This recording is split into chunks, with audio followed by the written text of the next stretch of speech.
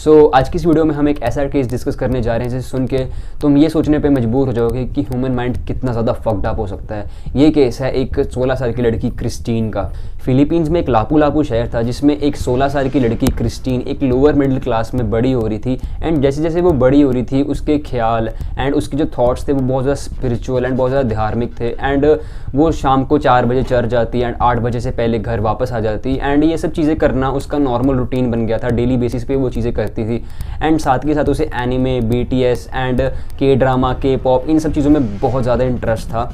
But 9 मार्च 2016 जब normal Sundays के दिन थे, क्रिस्टीन और उसकी मॉम मार्केट शॉपिंग करने गई थी। एंड जब वो घर वापस आए तो जैसे 4 बजे क्रिस्टीन अपना चर्च चली गई थी एंड यूजुअली जैसे वो जाती थी नॉर्मली। एंड अभी इस पॉइंट पे 7 बज गए थे बट उसकी मॉम थोड़ी सी टेंस थी एंड थोड़ी सी घबरा रही थी क्योंकि 7 बजे तक क्रिस्टीन घर वापस आ जाती थी बट इस बार वो नहीं आई। बट उसी बीच उसके जब डैड घर आते हैं तो जब क्रिस्टीन की मॉम ये चीज़ उसके डैड को बताती है तो उसके डैड बोलते हैं कि ये कुछ ज़्यादा बड़ी बात नहीं, it's not a big deal, वो आ जाएगी जल्दी घर। बट जैसे 7:30 होते हैं एंड जब 8 बज जाते हैं तो उन्हें अब थोड़ा सा है ना वो घबराना शुरू कर देते हैं क्योंकि 8 बजे तक वो यूजुअली आ जाती थी या 8 बजे से बहुत पहले ही आ जाती थी। बट इस बार वो घर नहीं आई थी। तो क्रिस्टीन के मॉम एंड डैड ने नेबर से पूछना शुरू किया। वो हर जगह अपने घर के आसपास पूछना शुरू कर दिया था कि क्रिस्टीन कहाँ है। किसी ने क्रिस्टीन को देखा एंड उनके फ्रेंड से भी पूछा गया क्रिस्टीन के, बट उन्होंने किसी ने भी क्रिस्टीन को नहीं देखा था।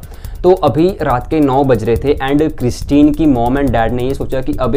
हमें पुलिस को कंप्लेंट कर देनी चाहिए। एंड पुलिस इतनी ज़्यादा स्टूपिड थी वहाँ की एंड उन्होंने ये कहा कि कोई बात नहीं, क्रिस्टीन घर आ जाएगी, हम ढूंढने की कोशिश करते हैं। एंड उन पुलिस वालों ने क्रिस्टीन के घर के आसपास फ्रेंड से जैसे उनसे वापस फिर से पूछा, जैसे उनके पेरेंट्स ने पूछा। तो मतलब उन्होंने उसी बीच में अपना पूरा टाइम वेस्ट कर दिया क्रिस्टीन को ढूंढते ढूंढते। क्रिस्टीन के मॉम एंड डैड थे तो उन्होंने पुलिस को ये चीज़ बोली कि हमने ये चीज़ देख लिया है। तो पुलिस उन्हें ये बोलते कि हम सुबह तक ज़रूर वेट करेंगे, अगर सुबह तक कुछ होता है तो हम फिर से इन्वेस्टिगेशन शुरू करेंगे। सो अभी 10 मार्च सुबह के 10 बज गए थे एंड पुलिस स्टेशन में एक फ़ोन आता है एक फार्मर का जो ये एक्सप्लेन करता है कि सर उसके फील्ड में, उसके खेतों में एक डेड बॉडी मिली है लड़की की। एंड वो फार्मर खुद बहुत ज़्यादा डिस्टर्ब था उस चीज़ को देख के एंड वो समझा नहीं पा रहा था कि डेड बॉडी क्या है ये, मतलब वो खुद काफ़ी डरा हुआ था। तो वो पुलिस को रिक्वेस्ट करता है कि एक बार वो जल्दी से आएँ एंड इस बॉडी को आइडेंटिफाई करें।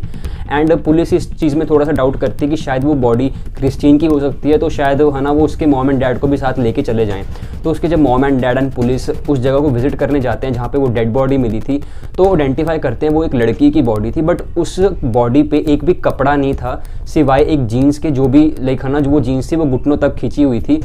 एंड जब सब ने इस चीज़ को देखा एंड जब उस डेड बॉडी को देखा तो इस डेड बॉडी को देख के ये पता लग रहा था कि एक इंसान कहाँ तक गिर सकता है अपनी हैवानियत को लेके, क्योंकि उस बॉडी का जो सिर था वो एक पिज़्ज़ा स्लाइस की तरह कटेड आउट था उसके फेस से या फिर उसके हेड से, ठीक है, वो एकदम ऐसे कटा हुआ था। एंड उसकी जो स्किन थी एंड उसका जो फेस था, उसके जॉस से वो सब जले हुए थे, सब गले हुए थे। एंड ऐसे लग भी रहा था कि शायद है ना उसके प्राइवेट पार्ट्स में किसी ने है ना बहुत ज़्यादा स्टैब किया या फिर किसी ने बहुत कोई शार्प ऑब्जेक्ट मारा है जिससे वो मर गई है। बट जैसे जैसे अभी पुलिस इस चीज़ को इन्वेस्टिगेट कर रही थी तो वो बॉडी को पोस्टमार्टम के लिए भेज देती हैं। एंड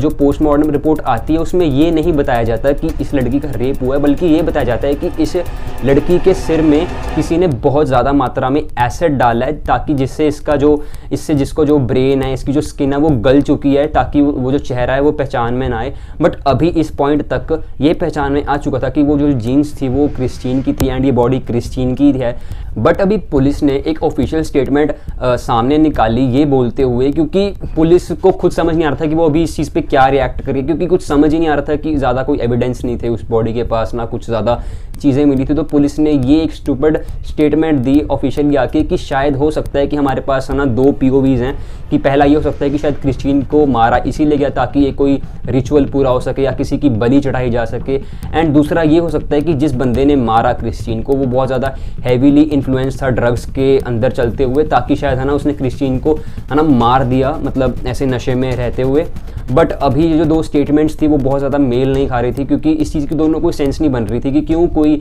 ये दोनों वजह से किसी भी लड़की को मारेगा। ऑब्वियसली तो जैसे जैसे अभी ये केस निकल रहा था, नाम सामने आ रहे थे एंड काफ़ी सारी चीज़ें कॉन्स्पिरेसी बन रही थी, तो पुलिस ने इस चीज़ को देखते हुए एक ये भी चीज़ कही कि जो भी क्रिस्टीन के मर्डरर को ढूंढेगा हम उसे 2 मिलियन पैसे देंगे, जो भी है ना उनकी करेंसी में थे वो हम उन्हें देंगे, जो भी इस क्रिस्टीन के मर्डरर को ढूंढेगा। बट अभी यहाँ पे एक और इशू सामने आने लग गया कि जो भी है ना लोग थे वो पैसों के लालच में किसी का भी नाम ले रहे थे कि शायद उसने मारा होगा, वो क्रिस्टीन के साथ था, उसने किया होगा, ये किया होगा, मतलब बहुत ज़्यादा अलग अलग चीज़ें बन रही थी।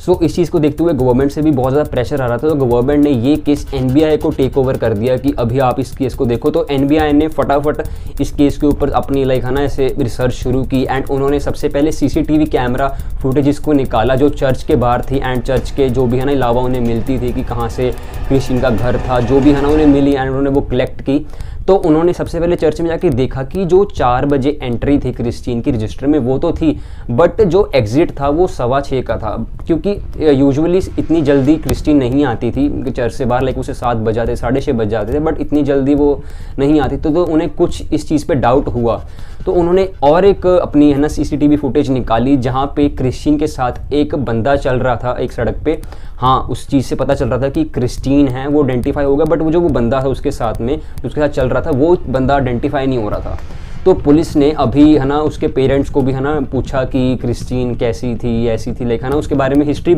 उसकी हिस्ट्री जानने की कोशिश की। तो उसके पेरेंट्स ने कहा कि हमें कुछ ज़्यादा पता नहीं, क्योंकि क्रिस्टीन अपनी यूजुअली फ़ोन में लगी रहती थी, तो फ़ोन में जो भी है ना चीज़ें आपको जैसे ठीक लगती हैं आप रख लो। तो जैसे एनबीआई ने उसके फ़ोन को है ना लाइक इन्वेस्टिगेट करना शुरू किया, तो उन्हें पता चला कि क्रिस्टीन का एक एक्स बॉयफ्रेंड था जिसका नाम जॉन था। तो उन्हें ये पता चलता है कि जॉन एंड क्रिस्टीन का बहुत है ना पहले ब्रेकअप हो गया, तो शायद हो सकता है कि जॉन ने है ना गुस्से में आके क्रिस्टीन का मर्डर कर दिया। तो अभी जॉन को है ना पुलिस या मतलब एनबीआई अपने अंडर ले लेती है एंड उससे है ना जैसे तैसे करके सच बुलवाने की कोशिश करती है, बट जॉन ने ऐसा कुछ किया ही नहीं होता। वो कहता है कि लाइक जिस दिन ये हुआ मैं उस दिन अपने घर पे था। बट जो अभी है ना लाइक एनबीआई थी, बट उसने इस पॉइंट पे वो इतनी ज़्यादा फ्रस्ट्रेट हो गई थी इस चीज़ से, क्योंकि वो भी चाहते थे कि केस जल्दी से ख़त्म हो, क्योंकि मीडिया का प्रेशर, लोगों का प्रेशर, गवर्नमेंट से प्रेशर एंड जो भी ये केस का हो रहा था वो सब उन पर प्रेशर आ रहा था। तो उन्होंने ऐसे ही मतलब है ना जॉन पे एक मर्डर का चार्ज भी लगा दिया था। बट जॉन के पेरेंट्स ने इस चीज़ को कहा कि हम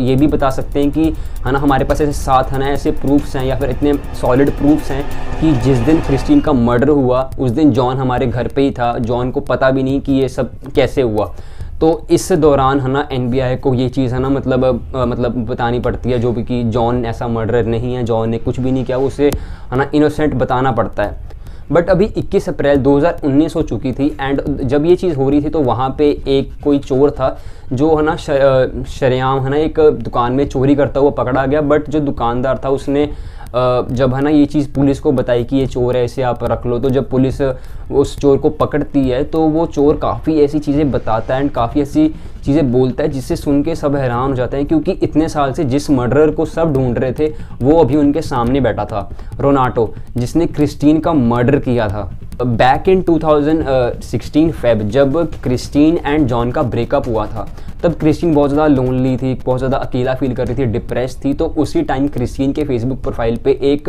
डाइज नाम का करके बंदा आता है जिससे है ना क्रिस्टीन है ना मतलब उसकी प्रोफाइल को थोड़ा टाइम देखती है, उसे अच्छा लगता है, वो उसे है ना फ्रेंड रिक्वेस्ट वापस भेज देती है एंड वहीं से इन दोनों की काफ़ी अच्छी दोस्ती एंड चैट्स वगैरह होनी शुरू हो जाती है। क्रिस्टीन अपनी फ़ोटो डियाज को भेज रही थी, डियाज अपनी फ़ोटो क्रिस्टीन को भेज रहा था, जैसे जैसे करके इन बहुत कम टाइम में इनकी काफ़ी अच्छी बॉन्डिंग हो गई एंड इन दोनों ने ये सोचा कि हम एक डेट पे मिलते हैं। तो इन्होंने डेट जो फाइनल करी वो 9 मार्च 2016 की थी एंड जिस दिन क्रिस्टीन अपने चर्च से जल्दी फ्री होके ना वापस आई उस बंदे से मिलने, तो उसने फेसबुक पे उस बंदे को रिप्लाई किया कि मैं चर्च के बाहर हूँ एंड वो बंदा सामने से ही बोलता है कि मैं भी चर्च के बाहर ही हूँ। बट जब क्रिस्टीन है ना उस बंदे को आइडेंटिफाई करती है तो वो बंदा